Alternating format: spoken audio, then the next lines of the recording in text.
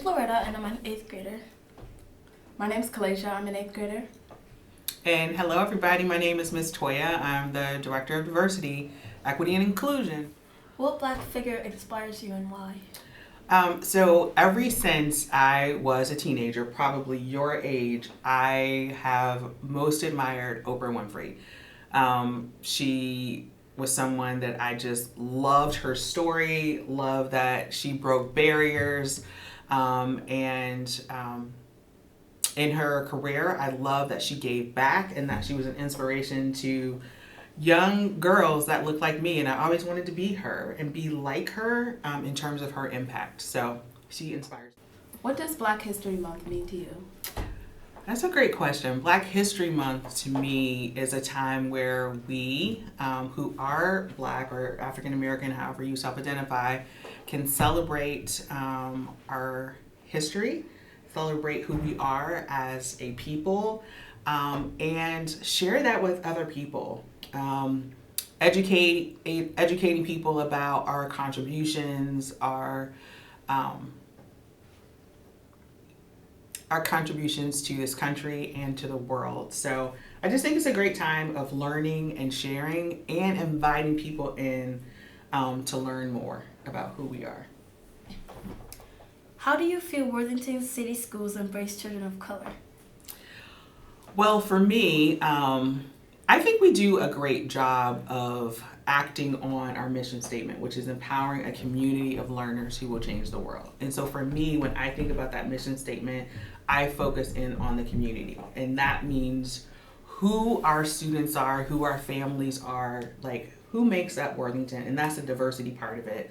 And so I think that as a school district, we're committed to that.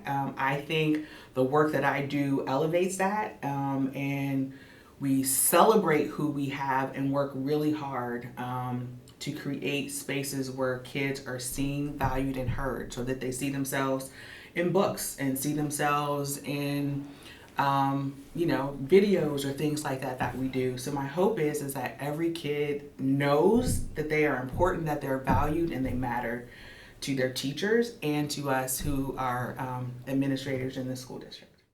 How do you contribute to Black History Month? Oh, that's a deep question, I think. You know what? I hope that I contribute to Black History Month just by being who I am as a Black woman, and that I'm the first person in Worthington Schools to hold this space. So I hope that students look at me and go, wow, like we have someone like her in our school district, someone who looks like me, right? Sounds like me, cares about our school district and our community, and cares about like each other, So I strive to be an example and a role model for people. So I hope that you out there see that and look at me and go, wow, this is a person who is doing something that is innovative and doing something that has never been done in our school district. And hopefully, we're making history here in Worthington Schools. How do you feel that Black History Month is the shortest month? So if you just look at that question on the surface, you can be offended and say, why is Black History Month the shortest month, right, of the year? We don't get a full 31 days. But the reality is Black History Month was selected because it is the month where two important people's birthdays fall.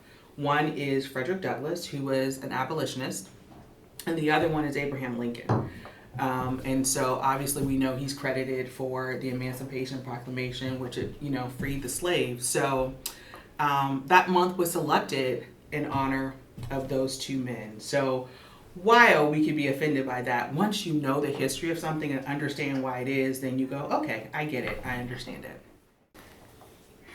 What advice would you give to children who are ashamed of their color? The first thing I would say is to know that you are beautiful, that you were created specifically the way that you were intended to be created. So your beautiful brown skin, my kinky hair, curly hair, right? I was designed to be this way. I was created to look this way. So I have to embrace that and I have to love that. And it's okay that we are all different. And I think we should celebrate that. And for me, that diversity, that differences in who we are is beautiful. And we should celebrate that. So I would never tell a person, don't feel what you feel. But what I would say is that as you work through those negative feelings, begin to see yourself as beautiful and say, when you look in the morning, that I am beautiful, and tell yourself like these beautiful affirmations in those words, because the more you say something, right, the more you start to believe that. And so that's what I would say to that little girl who, or boy, who felt like they weren't good enough the way that they are. Thank you for taking time out of your day and educating us about our history. You're very welcome. Thank you for having me. I appreciate the invitation. Have a great Black History Month, everybody.